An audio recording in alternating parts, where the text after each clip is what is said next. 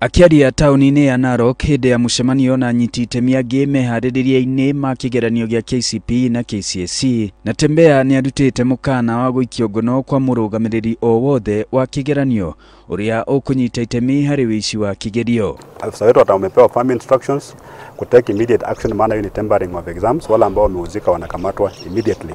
Sasa kutakuwa na instant, hakuna mambo ya kuongea mambo mengi, umetamba na mtihani, hakuna mchezo, unakamatwa wakati huo. Oho arongerera kuuga njira itiganĩte nĩ ikahuthĩka harĩ gũkinyia kigeranio kĩu mĩena ĩrĩa ĩkoragwo na ũritũ wa ũkui na ũkinyanĩria.